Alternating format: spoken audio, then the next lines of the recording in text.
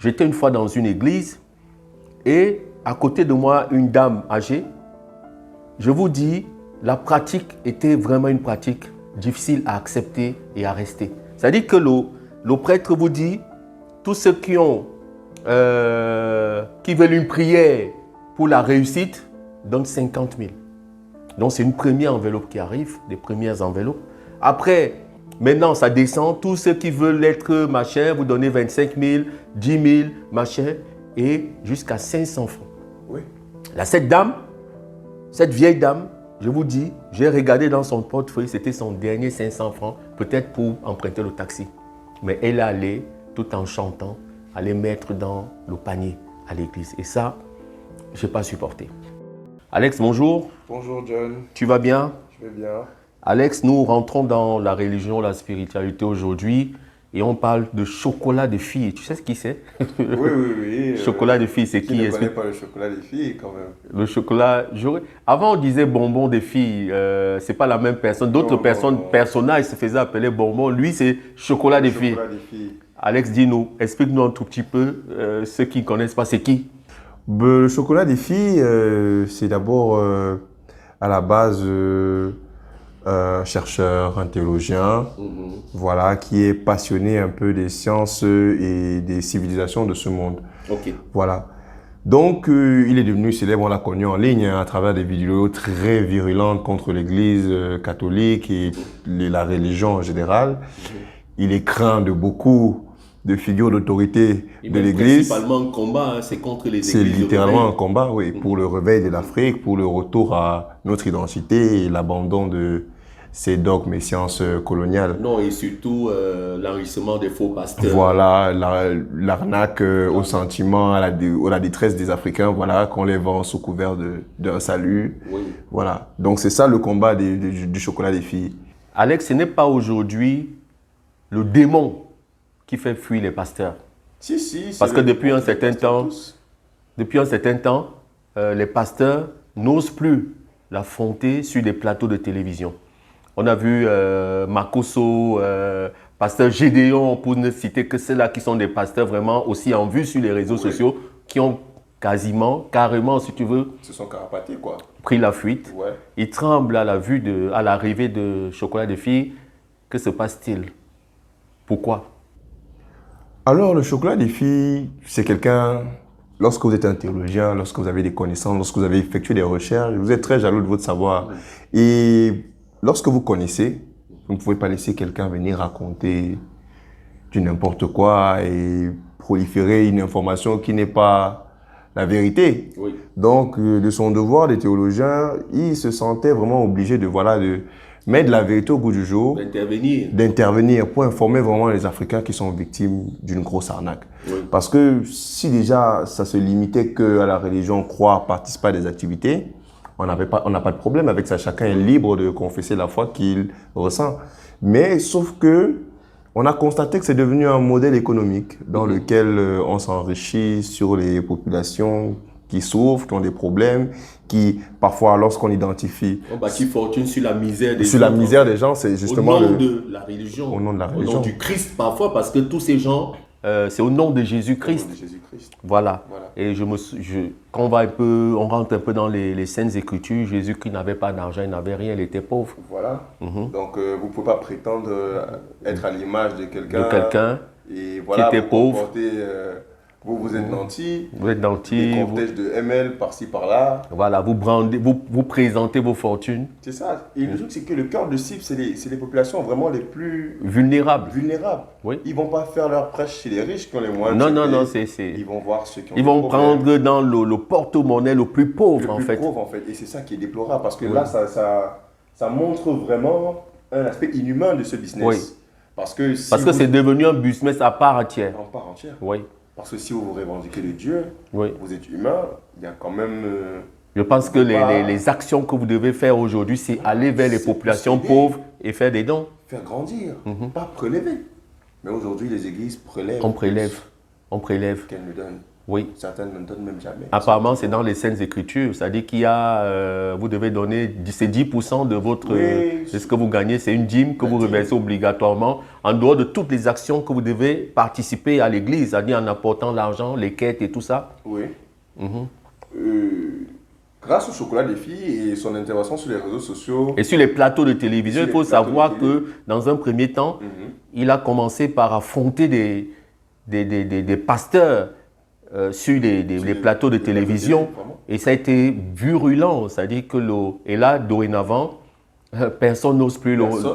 Les gens ont fui. C'est à croire que on entend des failles partout, à croire que lui... C'est le faille en fait. C'est-à-dire que c'est lui qui porte le feu, qui brûle les pasteurs. Voilà, c'est le démon qui n'arrive pas à partir. Donc en fait, aujourd'hui, qu'est-ce que se passe-t-il? Alors, ces pasteurs ne sont pas suffisamment outillés pour pouvoir se défendre. Bien sûr, parce qu'il a prouvé sur les plateaux et à travers ses dires qu'eux-mêmes ne maîtrisaient pas la genèse de leur mouvement. Le mouvement qui proclame même la symbolique. Ils ne maîtrisent pas profondément la symbolique de leur mouvement, mais ils se servent de ça pour enseigner les autres et voilà, tirer de l'argent derrière. On l'a carrément vu sur une vidéo qui a tourné sur les réseaux sociaux récemment, en train d'humilier un pasteur, Père Minkala, sur un plateau de télévision, et ça a fait le tour du monde. Non, faut savoir Père Minkala a manqué les arguments. Il a manqué d'arguments. Père Minkala a manqué d'arguments après. Oui, cette émission a été promue comme un ring, ou comme un match de boxe, avec deux boxeurs dans le coin. L'un côté, vous avez le Père Minkala. Pour ceux qui sont un peu de la communauté camerounaise, Yaoundé et tout, connaissent qui est ce prêtre. Qui savent l'empreinte. Voilà, c'est quelqu'un qui est invité à des grandes réceptions, qui célèbre des grands mariages, quelqu'un qui est quand même respecté. Voilà. Donc, parce qu'on l'a choisi en disant il fallait un adversaire de poigne. Quelqu'un qui avait le respect, qui pouvait permettre en sorte que, voilà, mettre le chocolat des filles au pied du mur. Au chaos. Voilà. Mais sauf que ça n'a pas été le cas. Donc, tout comme le jeune Mohamed Ali dans ses époques, voilà, le chocolat des filles a fait un ravage sur le ring. Et ce qu'on a eu, c'est un Père Minkala sans voix pendant plus de 30 minutes. Et voilà, il ne pouvait plus tenir le débat et il a laissé le chocolat des filles terminer à coup de vérité sur vérité sur vérité. Mais il faut savoir que chocolat sans des filles pouvoir était contredire. Au départ membre d'une église. Bien sûr. Et d'où la connaissance même de la pratique au sein de l'église. Tout à fait. On ne peut parler et contredire un système qu'on ne connaît pas. S'il n'avait pas eu ce parcours, vraiment, il n'aurait pas été légitime de défendre. Mais le fait qu'il vienne de chez eux fait en sorte qu'il est le meilleur et il est le mieux outillé pour vraiment faire comprendre aux gens les incohérences qu'il y a dans ce mouvement. Par exemple, vous avez évoqué le concept de la dîme, qui est un concept qu'on sait aujourd'hui qui a été complètement inventé de toutes pièces.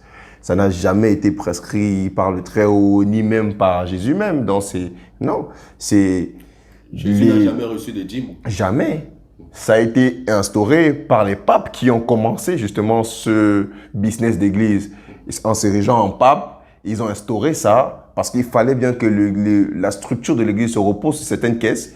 Donc, en créant cette relation sacrée-là avec la dîme qui vient directement recommandée de Dieu, ça faisait une première entrée de fonds, comme un impôt. Et quand on vous dit que ça vient de Dieu, ça touche l'esprit tout de suite. Voilà, et vous les payez. plus faibles, vous payez. J'invite les gens à remarquer un truc très simple que moi j'ai remarqué. Parce que moi, lors de mes années de jeunesse, j'allais beaucoup à l'église. Tu vas plus? Non. Personnellement, j'y vais plus. Ça fait plus de 8 ans, je fréquente plus d'église et tout.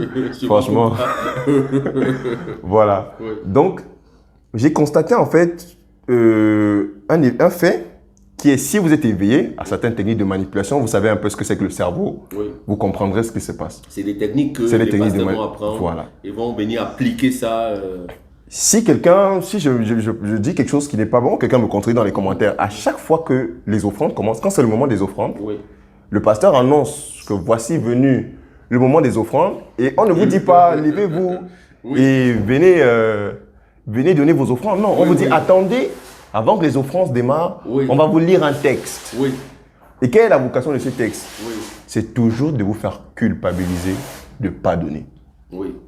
De comprendre que si toi tu ne donnes pas, non, tu n'es pas compté. C'est que Dieu, ce soir, sait que tu n'es pas un de ses enfants. Oui. Donc il faut que tu viennes donner pour renouveler, comme ils appellent l'alliance et tout et tout. Oui. Donc on crée ce chemin-là. Même si tu étais venu en disant que non, j'ai rien, j'ai que mon taxi retour, après la lecture de ce texte, non, tu reconsidères ton avis et tu donnes.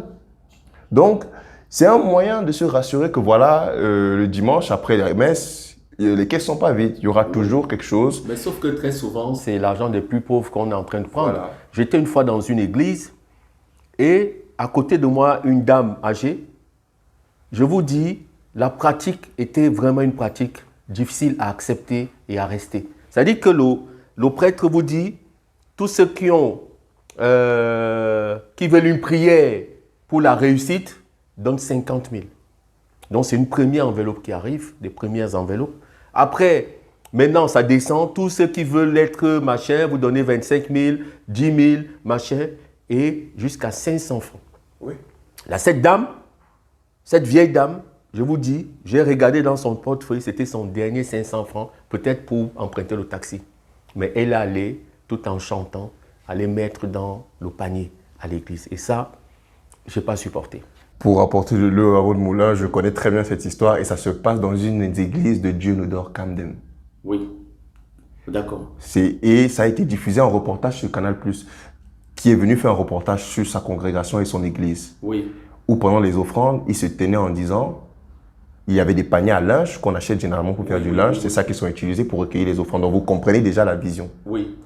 Et il disait, c'est le moment des offrandes. Mais sauf que lui, après la lecture du texte, c'était échelonné. Oui. Ceux qui veulent les offrandes, les bénédictions de 500, venez.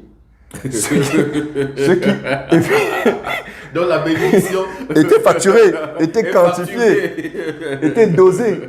Donc, il faisait. Et vous pouvez retrouver le reportage du Canal Plus dessus. Oui. C'est paru. Bon, je ne parle pas de. Sinon on l'ajoute voilà, c'est paru. Je ne parle pas en l'air. C'est paru. Donc, vous voyez les gens. Il dit ceci.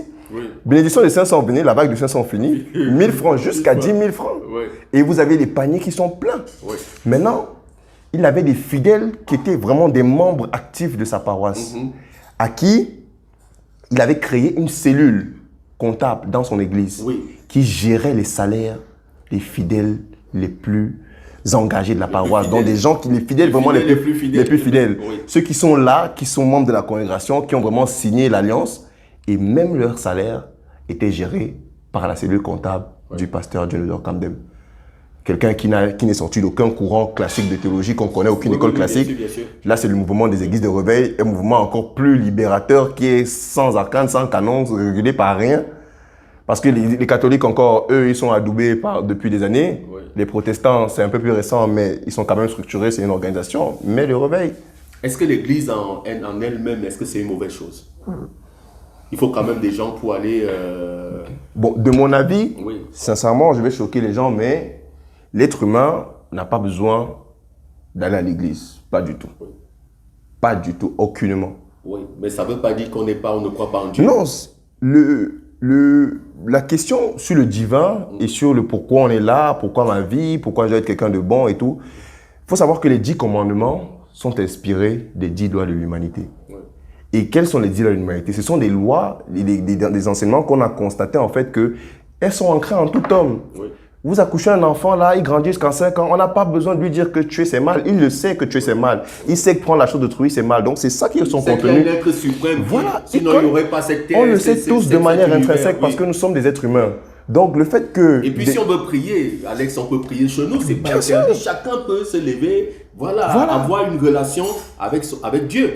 C'est-à-dire que créer un lien avec direct. Dieu. Est-ce que ce lien, cette relation avec Dieu va forcément passer par quelqu'un? Parce qu'aujourd'hui c'est ça. C'est ça. C'est-à-dire que les pasteurs vous disent, non, c'est par nous que votre salut. On a suivi des croyants dire je crois au Dieu du pasteur tel. Oui. Même pas mentionner le Dieu grand. Il dit je crois au Dieu du pasteur tel. Donc pour dire que son pasteur a un type de Dieu à lui. Mais qu'est-ce que l'Église apporte même à ces gens, à ces fidèles aujourd'hui? Qu'est-ce que l'Église a apporté? Qu'est-ce que l'Église peut vraiment vous apporter aujourd'hui? Non, l'Église ne vous apporte rien. C'est le commerce de l'espoir. Oui. C'est le commerce de l'espoir, c'est le commerce de la peur, de la peur. Ceux qui ont peur. Et voilà, on voilà, vous met, vous vous retrouvez en prier. communauté avec des gens qui partagent les mêmes problèmes que vous. Donc vous vous sentez un peu épaulé, vous vous sentez soutenu. Oui. Mais sauf que ce que vous ne réalisez pas, c'est que derrière ce soutien-là, vous êtes 10 ans, 15 ans dans la même pauvreté. Parfois, ça s'empire au lieu que ça vous élève. Et puis, on vous présente l'exemple d'un frère un jour, sur 5 ans, qui a trouvé du travail. Et on vous dit, acclamez les merveilles du Seigneur. Ouais, Ta part viendra. S'il y a 40 000 fidèles et qu'un frère trouve du travail, pourtant c'est toute la paroisse qui devrait trouver du travail. Tous les jeunes de la paroisse. Si tous les jeunes de la paroisse sont au chômage, c'est que... Un fait qui est encore très étonnant, c'est que ce qui est, moi je déplore sur le plan économique et dans la construction d'une nation, c'est que généralement, ces gens qui sont dans l'église, moi, mon constat que j'ai fait, c'est des commerçants. Oui. C'est des mamans commerçants. Et il faut savoir que les plus grosses victimes sont des femmes. Oui, c'est elles qu'on attire facilement dans ce genre de jeu. Il y a des mariages qui sont cassés parce que le pasteur a dit c'est pas ton mari, t'es pas destiné à toi, le mariage s'est arrêté. On est allé plus loin, c'est-à-dire qu'on peut citer des faits vraiment qui... On a une histoire, je connais une histoire au Congolesque d'un colonel qui rentre de mission avec beaucoup de millions et il cache les millions chez lui. Sa femme, habituée d'une église réveillée, rentre. Elle ne sait pas que son mari est rentré de voyage. Donc, elle constate qu'il est rentré en tombant sur l'argent dans leur chambre. Wow. Et elle le répète à son pasteur. Oui. Son pasteur qui lui dit, non, c'est l'argent du serpent. Il faut venir me donner, on va prier dessus. C'est comme ça. Elle porte l'argent, elle va à l'église. Elle va remettre à son pasteur. Son pasteur lui dit non, il n'y a pas de souci, je vais travailler dessus, va en paix. Elle rentre, elle trouve son mari à la maison comme un fou. Il a déjà fouillé partout, il cherche son argent. Il lui demande, mais je suis rentré en matinée là, j'ai laissé quelque chose ici, mais c'est où? Elle dit que non, chérie, ne te fâche pas. On est en train de prier. On va te sortir des choses où tu es là. Mais le monsieur ne comprend pas. Oui. Il se dit, mais de quoi tu parles? Elle lui dit, non chérie, calme-toi, tu ne vas pas mourir, on va te sortir de là, mon pasteur est puissant et tout. Il dit, mais de quoi tu parles? Il dit, non, l'argent là, franchement, on m'a révélé que vraiment tu es dans des trucs bizarres et tout. Donc mon pasteur, j'ai vu mon pasteur, il va nous aider et tout. Ça lui donne l'argent. Le monsieur lui dit, il n'y a pas de souci, allons voir ton pasteur. Donc la femme, elle va monter dans la voiture. Le monsieur, il tourne un peu dans la chambre, il prend son arme, il la rentre derrière. Et ils vont chez le pasteur. Arrivé chez le pasteur, le monsieur, quand sa femme pense qu'ils vont discuter, non, le monsieur lui dégaine et il demande son argent. Tu me donnes tout mon argent jusqu'au moindre centime. Je n'ai rien à voir avec ton histoire d'église que tu traitais ma femme. Je ne te connais pas. Et tout. Et ironie de l'histoire, le pasteur, devinez où le pasteur priait et travaillait sur l'argent? Dans la malle de sa voiture. L'argent était en train d'être purifié là-bas dans sa malle. Non, mais il y a des histoires et des histoires. Comme ça. Moi, à l'époque, j'arrive au pays, il est décembre, je viens un peu faire la fête, parce que les business ont un tout petit peu marché, je rencontre une jeune fille, avec même l'espoir d'aller vraiment très loin. Donc, le premier jour, je suis poli, rien ne se passe, mais comme on est à l'approche vraiment de la fête, de décembre, de fin d'année, Alex, je lui remets 100 000. Je dis, bon, écoute, il faut que tu te prépares, fais-toi un peu belle, et puis on se verra, dès que tu as un peu de temps, on se voit. Mais ce qui s'est passé, je n'ai plus jamais revu la fille. Quand je l'ai rappelée, elle était allée donner mon argent au pasteur. Il dit que c'est l'argent du serpent. Le problème aujourd'hui, qu'est-ce que l'Église apporte réellement aux gens? Qu'est-ce que ces gens ont à gagner à l'Église? Est-ce que aujourd'hui, ces églises ont encore une place dans notre société? Est-ce qu'il y a une place encore pour ces églises? Parce qu'on va prendre l'exemple du Rwanda, où le président Kagame a complètement fermé les églises. Et aujourd'hui, celles qui fonctionnent aujourd'hui, c'est les églises qui ont d'abord une licence, une accréditation, et puis les églises qui payent les taxes. C'est-à-dire qu'aujourd'hui, vous êtes taxé comme une société. C'est-à-dire que l'église là-bas au Rwanda, maintenant, est considérée comme des sociétés. Voilà, des salles. Donc, moi, je pense on se serait bien d'adapter le même système un peu partout. Vous créez votre église, on sait que vous faites du business. C'est un business légal, avec tous les documents juridiques qui vont avec. OK? Vous payez les taxes. Tout à fait. Parce qu'imagine, toi, dans un pays, on rappelle toujours que nous faisons ce petit débat depuis le Cameroun. C'est-à-dire que les églises rivalisent d'emplacement avec les bars et les snacks au Cameroun. Oui, oui, oui. Voilà. Ils se côtoient même. Donc les églises, dans un pays comme le Cameroun, doivent payer les taxes. Ok, doivent payer les taxes. Voilà, maintenant, De fortes taxes. on ne va pas dire aux gens d'aller pas à l'église, ça dit que chacun, Non, vous êtes libre. chacun fait chier sa foi. Oui, ça t'engage, voilà. Alex. Voilà, chacun. C'est les propos qui m'ont voilà. je répète encore. Voilà. Donc, mais Chocolat des filles aujourd'hui est à la recherche des gens qui vont venir démentir ce qu'il dit sur les plateaux. Voilà. Donc, moi, je lance un appel aujourd'hui à un des pasteurs que je suis beaucoup, pasteur Makoso.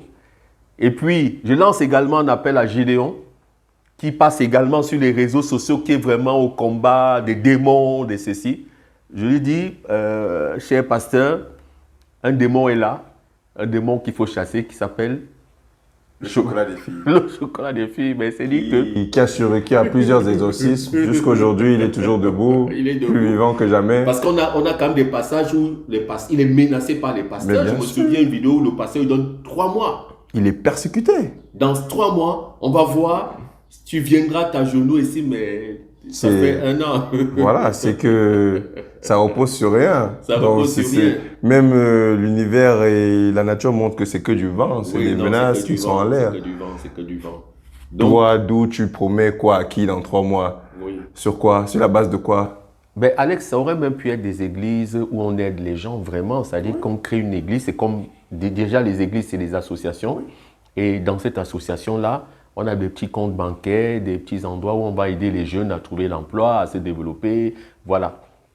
Et puis, aux États-Unis, c'est comme ça. Voilà. Et puis, Alex, il y a une chose, c'est-à-dire que je vais beaucoup plus m'adresser à ceux qui sont malades, qui vont mourir dans les églises. Ok, vraiment, les hôpitaux, franchement, si vous êtes malade, allez à l'hôpital. Allez à l'hôpital. Il n'y a pas de Je vous dis, allez, quand vous fassiez un bon diagnostic, ne prenez rien d'autre, allez à l'hôpital.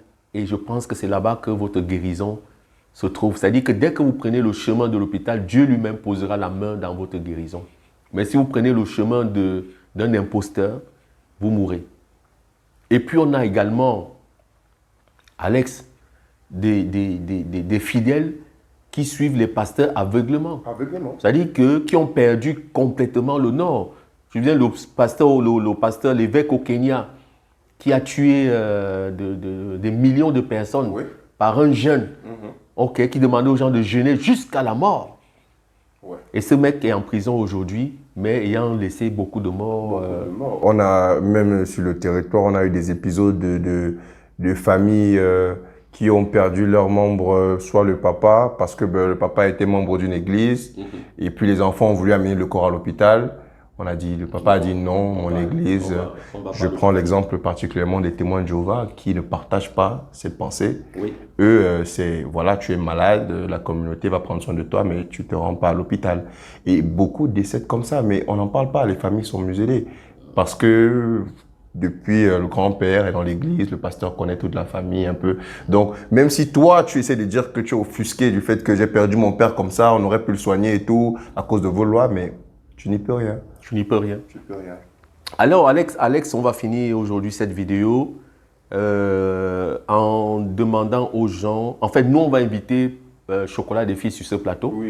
Oui, donc je demande de partager massivement cette vidéo jusqu'à ce que Chocolat des filles accepte notre invitation. Dès qu'il accepte, Alex, on va inviter un pasteur.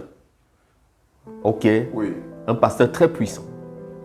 Et là, on va voir, ça c'est un plateau de combat. Le prochain combat, Chocolat de filles et le pasteur, je te dirai le nom du pasteur dès que tu acceptes cette invitation et je t'envoie le nom du pasteur. Lui, il est prêt à te rencontrer. Enjoy, à très bientôt.